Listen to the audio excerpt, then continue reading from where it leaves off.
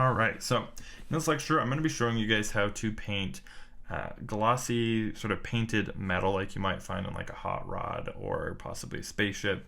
But we're going to go ahead and jump right in. So you can see here on the left is the example of what we'll be creating. And when you download it, you'll be able to have this file available so that you can copy it on the right and go and flip through the layers and use this as a reference. So let's go ahead and turn all these layers off and start from the beginning. So to start off, we just have a basic dark colored shape for our object.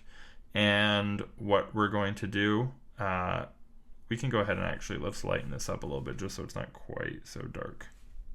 About there is good. Next, we are going to go ahead and create, we're going to light this just as if it was a flat, sort of unspecular, not shiny object. So we're going to select this layer. You can see on the next layer above, I have it set to a normal layer, and we're going to get a color that's just a little bit darker than what we already have to start with, which is almost black here. And I'm going to get a soft airbrush to get this really smooth gradation. And it's a pretty subtle change, but you can see here that we're just going to paint in shadow here along the bottom as if we were just painting it like any sort of normal sort of matte level of gloss object. Okay, and then we're going to get our airbrush tool and just brush out a little bit of a reflected light on the bottom there so it's not all the way dark.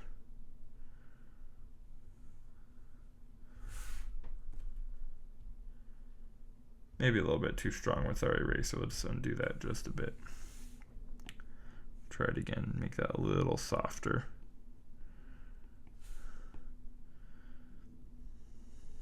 All right, there we go. That looks pretty good.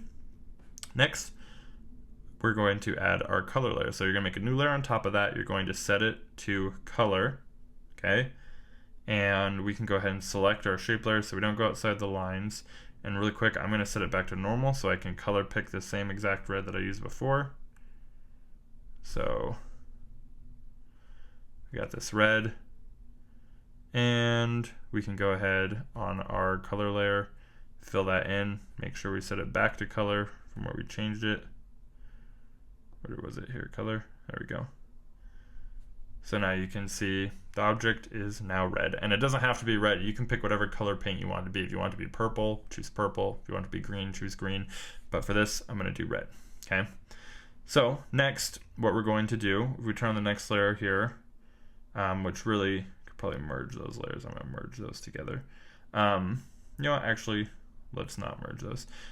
What we're going to do is basically create the reflection of this as if it was full chrome for what the surrounding area would look like. So for example, the top part of this, right, you just use a round brush here. Top part is going to be this blue color from the sky.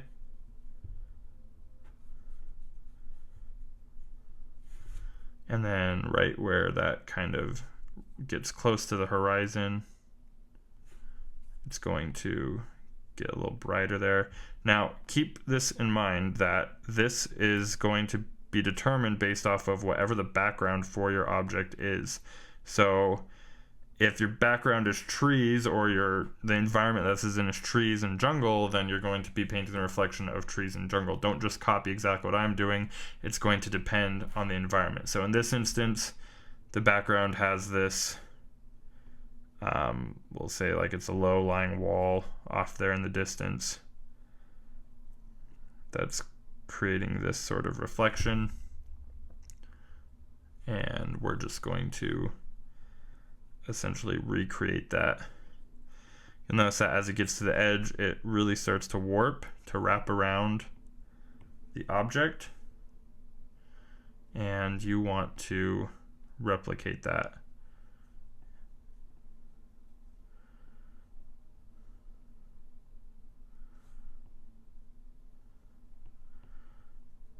All right, and then ground down here.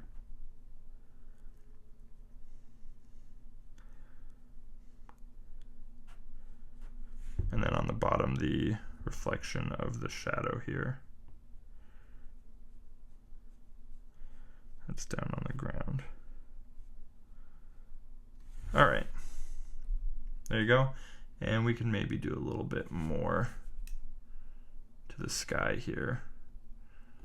Let's go ahead and select our shape layer again, and we'll just sort of round it off the top. All right. Oops, we did that on the wrong layer. No wonder it didn't look like it was changing much. We want to do that on this layer. There we go. All right, so we have that. Now what we're going to do is erase away the inside. And the reason we're doing this is because when you're looking at a shiny object, the more that it's facing you, the less reflective it's going to be of its environment, and the farther it turns away from the viewer and towards other objects, the more it's going to reflect those surfaces. So the center is going to be fairly red, and we're going to bring down the opacity on our eraser because we don't want to completely erase it. We just want more of the red to show through. So the more it turns towards the sky, the more you'll be able to see some of that blue, and the more it turns away towards us on the edges and the bottom, the more that's going to appear. So just going to do that.